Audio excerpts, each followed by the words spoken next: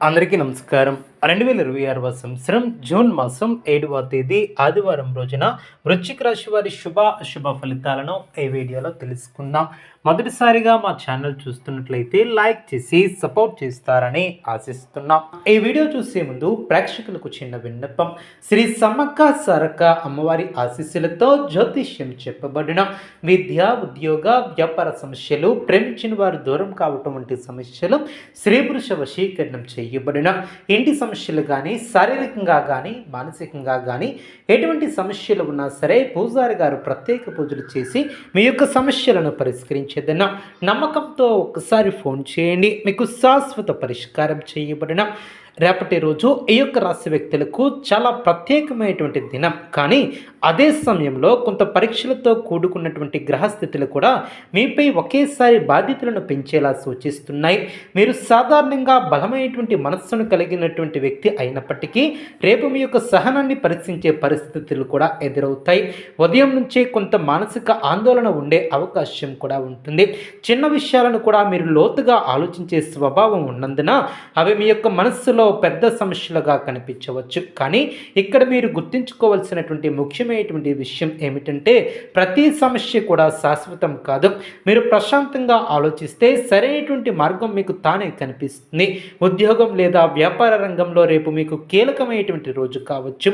మీపై ఉన్నటువంటి పనిభారం పెరిగే అవకాశం ఉంటుంది. అలాగే మీ యొక్క పనిని అధికారులు గమనించే సూచనలు కూడా ఉంటాయి. అందుకే చిన్న తప్పిదాలకైనా చోటు ఇవ్వకుండా జాగ్రత్తగా వ్యవహరించాలి. మీరు తీసుకునే నిర్ణయాలు భవిష్యత్తులో మీ యొక్క స్థాయిని నిర్ణయిస్తాయి. సహచరులతో చిన్న చిన్న విభేదాలు వచ్చే అవకాశం ఉంటుంది. అందువలన మాటలపై నియంత్రణ చాలా అవసరం. వ్యాపారస్తులకు కొత్త అవకాశాలు కూడా కనిపించవచ్చు. కానీ వెంటనే నిర్ణయం తీసుకోవటం మంచిది కాదు. ఆలోచించి విశ్లేషించి ముందుకు సాగాలి. ఆర్థిక పరిస్థితుల విషయానికి వస్తే అనవసరమైనటువంటి ఖర్చులు పెరిగే అవకాశం ఉంటుంది. మీరు సంపాదించినటువంటి దానికన్నా ఎక్కువ ఖర్చు చేసే పరిస్థితి కూడా ఉంటుంది. అప్పులు తీసుకోవాల్సినటువంటి అవసరం కూడా తలెత్తవచ్చు. అందుకే డబ్బుల విషయంలో చాలా జాగ్రత్తగా ఉండాలి. పెట్టుబడులు పెట్టాలనుకుంటే కొంతకాలం ఆగటం చాలా మంచిది. అయితే పాత బాకీలు తిరిగి వచ్చే అవకాశం కూడా ఉంటుంది. అదేవిధంగా ప్రేమ మరియు కుటుంబ జీవిత విషయంలో అనుకూలత కూడా ఉంటుంది.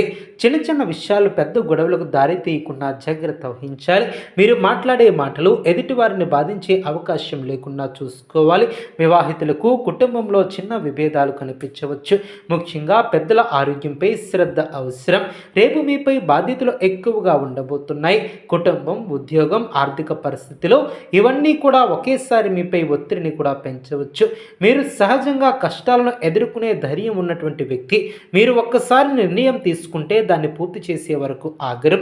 అదే మీ యొక్క బలం. ఆరోగ్యపరంగా చూసుకుంటే ఒత్తిడి కారణంగా తలనొప్పి, అలసట, నిద్రలేమి వంటి సమస్యలు కూడా రావచ్చు. కాబట్టి సరైనటువంటి ఆహారం తీసుకోవటం, నీళ్లను ఎక్కువగా తాగటం, కొంత సమయం విశ్రాంతి ఇవ్వటం చాలా అవసరం. ఎవరి మీదనో త్వరగా నమ్మకం పెట్టుకోకూడదు.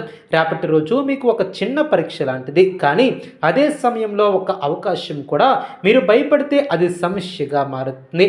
ధైర్యంగా ఎదుర్కొంటే అది విజయానికి దారితీస్తుంది.